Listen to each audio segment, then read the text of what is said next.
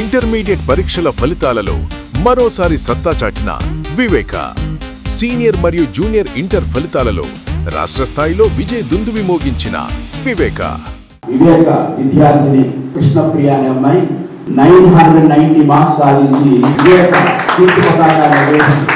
Andhra Paris తెనాలిలో అధునాతన హంగులతో మీకు స్వాగతం పలుకుతోంది ఈ కన్వెన్షన్. వెడ్డింగ్స్, రిసెప్షన్స్, ఎంగేజ్మెంట్స్, కాన్ఫరెన్స్లు, సెమినార్స్ మరియు అన్ని రకాల ఫంక్షన్లకు అనువైన వేదిక. ఈ convention function hall AC, RTC bus stand out gate ఎదురు, తెనాలి. Cell number 7288856666. ఎంఆర్పీఎస్ వ్యవస్థాపక అధ్యక్షుడు మందా కృష్ణమాదిగ చేసిన వ్యాఖ్యలు అత్యంత బాధాకరమని చెప్పి అర్చకులు, బ్రాహ్మణ సంఘాల నాయకులైతే పేర్కొన్న పరిస్థితి ఉంది. తెనాలిలో ఈరోజు గురువారం సాయంత్రం ఏర్పాటు చేసిన మీడియా సమావేశంలో అర్చకులు, బ్రాహ్మణ సంఘాల నాయకులు మాట్లాడుతూ కూడా ఎంఆర్పీఎస్ నాయకుడు మందా కృష్ణమాదిగ వ్యాఖ్యలపై కూడా తీవ్ర బాధాకరాన్ని అయితే వ్యక్తం చేసిన పరిస్థితి ఉంది. ముఖ్యంగా చూసుకుంటే కనుక దేవాలయాలకు సంబంధించి అర్చకులు దేవాలయాల్లో బ్రాహ్మణులే అర్చకులుగా ఉంటున్నారు, బ్రాహ్మణేతరులు ఉండటం లేదు అని చెప్పినని వారికి ఏమన్నా దేవాలయాల్లో పూజలు చేయడం వల్ల పేటెంట్ హక్కు అని చెప్పి మందా కృష్ణమాదిగ ఇట్లా మాట్లాడారని చెప్పి కూడా బ్రాహ్మణ సంఘాల నేతలు ఇక్కడ ఏర్పాటు చేసిన మీడియా సమావేశంలో పేర్కొన్నారు. అనంతాచార్యులు, రఘు తదితరులు అయితే మాట్లాడుతూ కూడా ఆ వ్యాఖ్యలను ఖండించిన పరిస్థితి ఉంది. ముఖ్యంగా చూసుకుంటే కనుక బ్రాహ్మణులు అనేక ఇబ్బందులు ఎదుర్కొంటున్నారు, అత్యంత దయనీయ పరిస్థితుల్లో ఉన్నారు చాలా చోట్ల అని చెప్పినైతే వారు ఆవేదన వ్యక్తం చేశారు. ముందు ఈ బ్రాహ్మణుల వ్యవస్థ అనేది కూడా అంతరించిపోయే పరిస్థితి ఉందేమో అని చెప్పిన కూడా ఆవేదన అయితే వ్యక్తం చేశారు. మందా కృష్ణమాదిగ వాస్తవాలు తెలుసుకొని మాట్లాడాలని చెప్పినైతే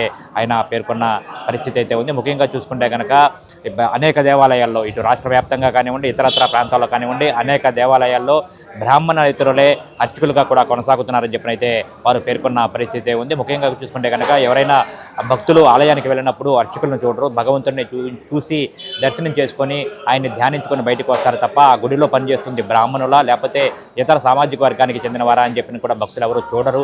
అట్లాగే చాలా వరకు దేవాలయాల్లో కూడా బ్రాహ్మణేతరులు అంటే బ్రాహ్మణ కులానికి సంబంధించిన కాని వారు కూడా చాలా దేవాలయాల్లో అర్చకులుగా ఉన్నారని చెప్పిన కూడా కొన్ని ఉదాహరణలు అయితే వారు ప్రస్తావించారు. మందా కృష్ణమాదిగ వాస్తవాలు తెలుసుకుని మాట్లాడాలని చెప్పినైతే వారు సూచించిన పరిస్థితి ఉంది. ఇటు మతం మారితే ఎస్సీ హోదా రద్దు అంటూ కూడా సుప్రీంకోర్టు ఏదైతే తీర్పునిచ్చిందో ఆ తీర్పుకు కానివ్వండి దానికి బ్రాహ్మణులకు ఎటువంటి సంబంధం లేదని చెప్పిన కూడా వారు తేల్చి చెప్పిన పరిస్థితి ఉంది. ముఖ్యంగా చూసుకుంటే కనుక బ్రాహ్మణుల మీద తరచుగా ఇటు అర్చకులు ఇటు బ్రాహ్మణుల మీద కూడా తరచుగా మందా కృష్ణమాదిగ ఇటువంటి వ్యాఖ్యలు చేయడం బాధాకరమని వెంటనే కూడా ఆయన బహిరంగ క్షమాపణ చెప్పాలని అయితే బ్రాహ్మణ సంఘాల నాయకులు అయితే డిమాండ్ చేసిన పరిస్థితి. గత కొన్ని రోజులుగా మనం సోషల్ మీడియాలో వైరల్ అవుతున్నటువంటి ఒక విషయం ఉంది. అది ఎంఆర్పిఎస్ లీడర్ అయినటువంటి మందా కృష్ణమాదిగ గారు చాలా చోట్ల ఇప్పుడు చాలా రోజుకొకటి తప్పున ఆయన బ్రాహ్మణుల మీద అలాగే పూజారుల మీద అర్చకుల మీద విమర్శల పరంపర సాగిస్తున్నారు.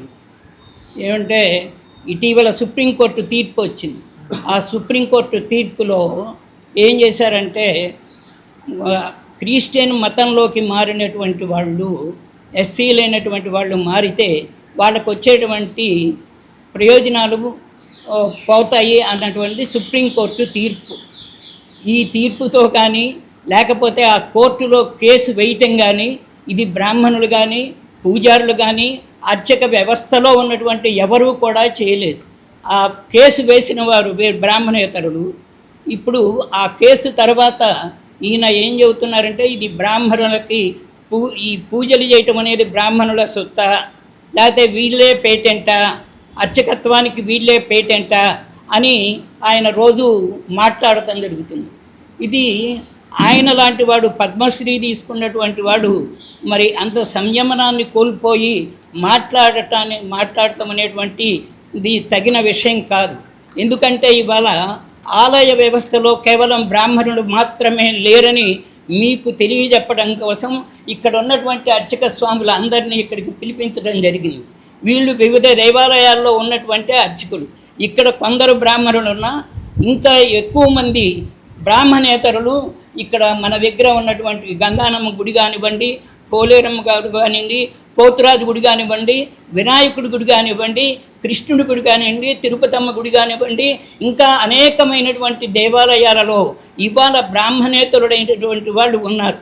డిడిఎన్ఎస్ స్కీమ్ ఒకటి ఉన్నది, ధూప దీప నైవేద్యం స్కీమ్ అని. ఈ స్కీములో బ్రాహ్మణుల కంటే బ్రాహ్మణేతరులే ఎక్కువ మంది ఉన్నారు. శతాబ్దాలుగా వస్తున్నటువంటి దేవస్థానంలో పనిచేస్తున్నటువంటి అర్చక స్వాముల కంటే కూడాను ఈ DDNSలో పనిచేసేటువంటి అర్చక స్వాములకి ఎక్కువ జీతం వస్తుంది. ఈ DDNS స్కీములో బ్రాహ్మణుల కంటే బ్రాహ్మణేతరులే ఉన్నారు. అలాగే అర్చకులకి పరీక్షలు జరుగుతాయి. ఆ పరీక్షల్లో హిందువు అయినటువంటి వాళ్ళు ఎవరైనా సరే, దీంట్లో అనేక ఆగమాలు ఉన్నాయి. వైఖానస ఆగమం ఉంది, శైవాగమం ఉంది, పాంచరాత్రాగమం ఉంది, గ్రామ దేవతల ఆగమం ఉంది. ఇలా అనేక ఆగమాలు ఉన్నాయి. ఈ ఆగమాల్లో ఏ ఆగమాన్నైనా వాళ్ళు సెలెక్ట్ చేసుకొని పరీక్ష కూర్చోవచ్చు. పరీక్ష కూర్చేటువంటి స్వేచ్ఛ ఉన్నది. హిందువు అయినా ఎవరికైనా సరే ఆ పరీక్షలకి కూర్చునేటువంటి అవకాశం కల్పించింది ప్రభుత్వం. వాళ్ళు ఆయా ఆగమాల్లో మరి 5 సంవత్సరాలు అయితే 5 సంవత్సరాలు, 10 సంవత్సరాలు అయితే 10 సంవత్సరాలు చదువుకొని నిష్ణాతులై ఆ పరీక్షల్లో పాస్ అయ్యి వస్తే వాళ్ళందరికీ కూడా ఉద్యోగ అర్హత దీంట్లో DDNS స్కీమ్లో కానివ్వండి, ఇతరేతర దేవాలయాల్లో కానివ్వండి పనిచేసేటువంటి అర్హత ఉంది. దేవాలయ వ్యవస్థలో కొన్ని శతాబ్దాలుగా ఉన్నటువంటి అర్చక స్వాములు ఉన్నారు. వీళ్ళందరూ నిత్యము వాళ్ళు ఎంతో మరి పొద్దున్నే 5 గంటలకే లేచి సంధ్యావందనం పట్టుకొని మళ్ళీ ఇక్కడికి వచ్చి అనేక నియమాలు పాటిస్తూ నిష్టలుగా ఉంటూ మరి ఈ వృత్తిలో ఉండటం జరుగుతుంది. కానీ ఆ వృత్తిలో ఉన్న వాళ్ళకి వాళ్ళ జీవన భృతి చాలా చాలా తక్కువగా ఉంది. అందుకనే ఇతరేతరులు ఎవరు కూడాను ఈ యొక్క వ్యవస్థలో ఉండేవాళ్ళే తొలగిపోతున్నారు. మరి జీవనం గడకపోతే ఎవరుంటారు? కాబట్టి ఈ జీవనానికి కొదువైపోయి అందుకని ఈ వ్యవస్థలో నుంచి పక్కకి తప్పుకుంటుంటే ఈ వ్యవస్థలో వీళ్ళు ఏదో తినిపోతున్నారు అన్న లెక్కతో మాట్లాడితే అది సబబుగా లేదని చెప్పేసి ఆయన గారికి విజ్ఞప్తి చేస్తున్నాను. మీరు ఒక్క తరవ క్షుణ్ణంగా ఈ విషయాన్ని పరిశీలించండి. ఈ వ్యవస్థలో ఉన్నటువంటి అర్చక స్వాములకి పెళ్ళిళ్ళు కావడమే కష్టమయ్యేటువంటి పరిస్థితి వాళ్ళ సమాజంలో ఉంది. ఈ దయనీయ పరిస్థితుల్లో అర్చకులు ఉన్నారు. వాళ్ళకి జీతపత్యాలు సరిగ్గా రావు, ఆ జీతాలతో బతకలేరు. అటువంటి పరిస్థితుల్లో అర్చకులు ఉంటే, అటువంటి పరిస్థితులు ఈ యొక్క వ్యవస్థలో ఉంటే మరి కృష్ణమాదిక్ గారికి ఇవన్నీ కనిపించటం లేదా అని అడుగుతున్నాను.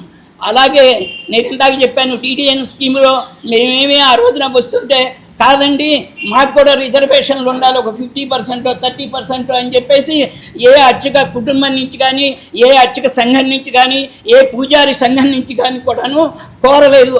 మేమేమో ఎవరు వస్తే వారందరినీ స్వాగతించడం కూడా జరిగింది. సార్ మందకృష్ణమాదిక్ గారు ఈ బ్రాహ్మణులే ఈ దేశ విభజనకు కారణమన్నారు. ఇంతకంటే దారుణమైనటువంటి ఆరోపణ ఇంకోటి ఏది ఉండదు. ఎందుకు చెబుతున్నానంటే దేశ విభజన మత ప్రాతిపదిక మీద జరిగింది కానీ కుల ప్రాతిపదిక మీద జరగలేదు. మత ప్రాతిపదిక మీద జరిగిందని మన చరిత్ర, అది మనకు తెలిసిన చరిత్ర.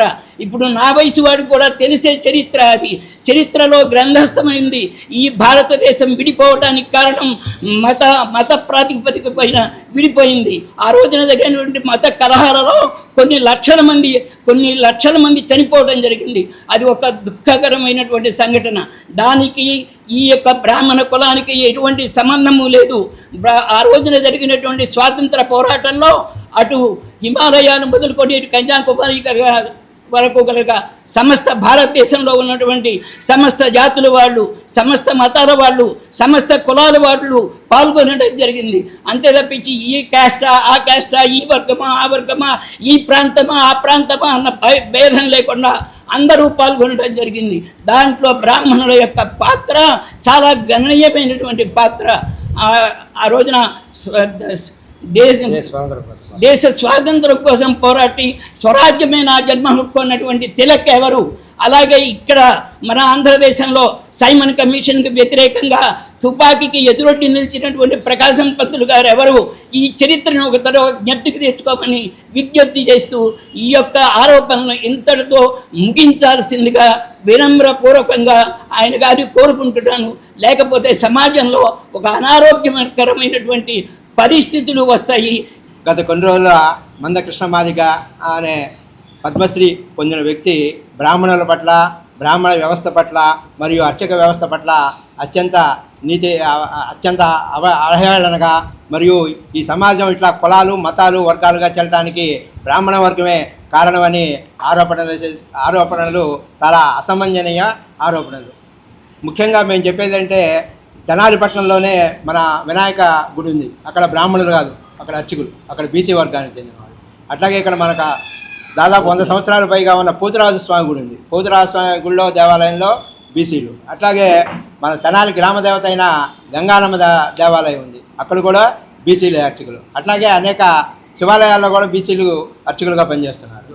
సో అట్లా గ్రామ దేవత సందోలు గ్రామ దేవత ఉంది, బగడాంబాముకి చాలా ప్రముఖమైన దేవాలయం, అక్కడ కూడా బ్రాహ్మణేతరులే అర్చకులుగా పనిచేస్తున్నారు. ఈ లెక్క ప్రకారం సుమారు ఒక 100 దేవాలయాలు ఉంటే 100 దేవాలయాల్లో 50% మాత్రమే బ్రాహ్మణ అర్చకులుగా పనిచేస్తున్నారు. మిగతా దేవాలయాల్లో బ్రాహ్మణేతరులు అర్చకులు.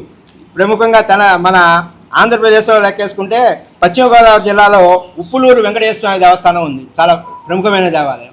అక్కడ 11 తరాల నుంచి షెడ్యూల్ కులం వారు అర్చకులు ఉప్పులూరు వెంకటేశ్వర స్వామి దేవస్థానంలో. రోజు కనీసం 10-15 వేల మంది భక్తులు వస్తారు.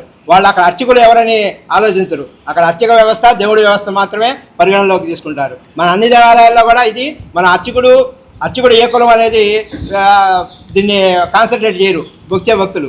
అక్కడ దేవుడు, అర్చక వ్యవస్థ, దీన్ని మాత్రమే అర్చకుడు ఎవరు, ఏ కులము, ఏ వర్గము, ఏ వర్ణము అనేది కూడా తీసుకోరు. అట్లాగే పెంచలకోన, నెల్లూరు జిల్లాలో పెంచలకోన నరసింహస్వామి దేవస్థానం చాలా ప్రముఖమైన దేవస్థానం. అక్కడ చాతాద శ్రీ వైష్ణవులు అర్చకులు. అట్లాగే మాచర్లలో కూడా చెనకేశ్వర దేవస్థానం, అక్కడ ఎప్పుడో మన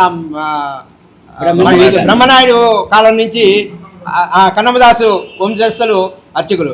అట్లాగే మనకు అత్యంత ప్రముఖమైన పుణ్యక్షేత్రం శ్రీశైలం ఉంది.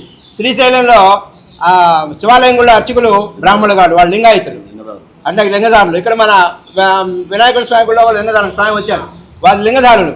అంటే వారికి దగ్గర మీ కులం ఏమైనా అడగారు ఎవరు.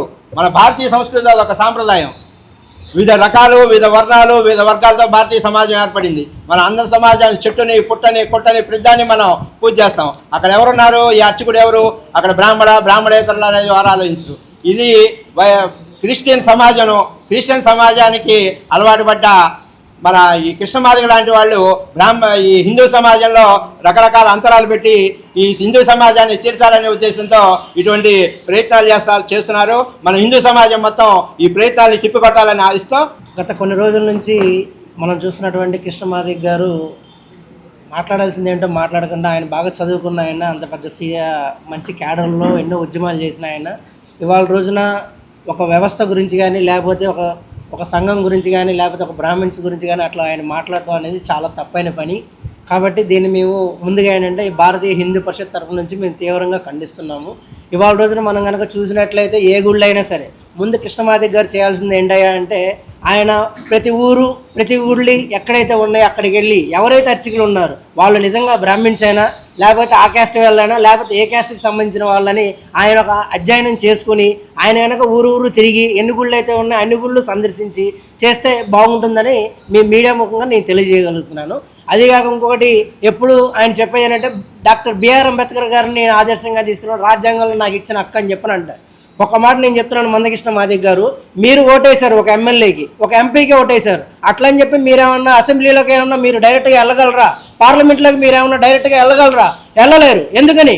అక్కడ ఒక ప్రత్యేకమైన స్థానం, ఎవరైతే ప్రజల చేత ఎన్నుకోబడ్డారో వాళ్ళకి ప్రత్యేకంగా ఎలా అయితే ఉంటుందో మీకు కూడా అంతే. ఏ గుళ్ళు అయినా సరే, ఏ దేవస్థానాలైనా సరే అర్చకులు ఎవరైనా చేయొచ్చు. దానికంటే కొన్ని సిద్ధాంతాలు ఉన్నాయి, కొన్ని చదవాల్సిన వేదాలు ఉన్నాయి. అవి ఎవరు చదివినా సరే మేము పెద్దవాళ్ళు చెప్పినట్టుగా అన్ని వేదాలు కనుక నేర్చుకుని కనుక వాళ్ళు కనుక వస్తే మేము గౌరవిస్తాము. అట్లా అని చెప్పిన ఎట్లా పడితే అట్లా చేస్తామంటే మాత్రం మేము బ్రాహ్మణ సమాజం తరపున మాత్రం మేము దీన్ని ఎట్టి పరిస్థితుల్లో కూడా ఒప్పుకోం. సో మేము భారతీయ హిందూ పరిషత్ తరపున మీరు కులాలను రెచ్చగొట్టేలాగా దయచేసి మాట్లాడద్దు. ఇవాళ రోజున అన్ని క్యాస్ట్ల వాళ్ళు ఇక్కడ అన్నదమ్ముల్లా కలిసి ఉన్నాం కాబట్టి మీకెప్పుడో గుర్తుకొచ్చినప్పుడు కులాలకు రంగు వేసుకుని వచ్చి మీరు మాట్లాడొద్దు దయచేసి. ఇవాళ రోజున అన్ని చోట్ల కూడా కులాలు కానీ కావాలని ఏం లేదు, మీరు మాట్లాడుతుంది తప్పితే ఇవాళ రోజున ఎక్కడ కూడా కులాల గురించి కానీ ఏ ప్రస్తావన లేదు. ఇవాళ రోజున ఏ పండుగ జరిగినా ఏది జరిగినా కూడా అందరం కూడా అన్నదమ్ముల్లా కలిసి వెళ్తున్నాము, కలిసి చేసుకుంటున్నాం. కాబట్టి దయచేసి కృష్ణమాదిగ గారు మాట్లాడేటప్పుడు ఇది బేషరతుగా మీరు మాట్లాడింది తప్పని చెప్పని ఇవాళ రోజున మీరు హిందూ మతం అందరికి కూడా చెప్పాలి. బేషరతుగా మీరు అందరికీ సారీ అని చెప్పాలని చెప్పి మేము కోరుకుంటున్నాం. దేవస్థానం, న్యాయస్థానం ఈ రెండే ప్రస్తుత పరిస్థితుల్లో సమాజానికి ఒక దశాదిశని నిర్దేశిస్తున్నాయి. అటువంటి దేవస్థానంలో అర్చకత్వం వహిస్తున్నటువంటి వారు అందరికీ కనపడే విధంగా బ్రాహ్మణులు అనేటువంటి భావన కలుగుతుంది. కానీ ఇప్పుడు పెద్దలు చెప్పినట్టుగా బ్రాహ్మణేతరులు కూడా చాలామంది ఈ అర్చకత్వాలు చేస్తున్నారు. అర్చన చేసే ప్రతి ఒక్కరూ అర్చకులే. స్వామిని అర్చన చేసేవారు అందరూ కూడా అర్చకులుగానే భావించాలి. ఈ అర్చన చేసేవారు సమాజ హితాన్ని కోరి అర్చక పరిచారక అని చెప్తూ సర్వే జన సుఖినో భవంతు కాళే వర్ష పర్జన్య పృథ్వీ సస్యాన్ని అంటూ సమాజం పచ్చగా ఉండాలి, సమాజం శాంతియుతంగా ఉండాలి, సమాజం శ్రీ సంపదలతో ఉండాలని భావించేటువంటి అర్చక వర్గం మీద మరి మందకృష్ణ గారు మరి ఎందుకు ఈ విధమైనటువంటి ప్రచారాన్ని ప్రారంభించారో మాకైతే అర్థం కావట్లేదు. తర్వాత ఆయన రామాయణ భారతాల గురించి కూడా చెప్తూ ఉన్నారు. నేను ఒకటే చెప్తున్నా, రామాయణంలో ధర్మవ్యాధుని వృత్తాంతం వచ్చింది. ఆ ధర్మవ్యాధుడు అనేవాడు మరి మాంస విక్రేత. ఆ మాంస విక్రేత కౌశికుడు అనే బ్రాహ్మణుడు వెళ్ళి జ్ఞానబోధ పొందారు. కాబట్టి అటువంటి విషయాన్ని కూడా ఉదహరిస్తే వారు బాగుంటుంది. బ్రాహ్మణులు కానీ బ్రాహ్మణేతరులు కానీ ఇవాళ వర్తమానంలో సౌహృద్భావంతో సోదరభావంతో వ్యవహరిస్తూ ఉండగా మధ్యలో ఈ బ్రాహ్మణులకి ఏంటి, వీళ్ళకి అర్చకత్వాలు ఏంటి అని చెప్తూ కుల విభేదాలు సృష్టించడం అనేది వారికి తగదని చెప్పి మనవి చేస్తూ విజ్ఞప్తి చేస్తూ మరి ఇక్కడి నుంచి అయినా తగినటువంటి ఈ వివాదానికి మరి ముగింపు పలికి అందరం కూడా సోదరభావంతో వ్యవహరించాల్సిన అవసరం ఉందని చెప్పి తెలియజేస్తూ విడుదెల్లు ఏ luxury villa guest house and rooms తెనాలిలో మరెక్కడా లేని విధంగా శుభకార్యాలు ఏమైనా విశాలమైన లగ్జరీ రూమ్స్ తో ఆహ్వానిస్తోంది విడుదెల్లు. మరియు ఫుడ్ సర్వీస్ కూడా అందుబాటులో కలదు. మరియు ఎయిర్పోర్ట్ నుండి పికప్ అండ్ డ్రాపింగ్ సౌకర్యం. టీటీడీ కళ్యాణ మండపం ఎదురు చెంచుపేట తెనాలి 88548888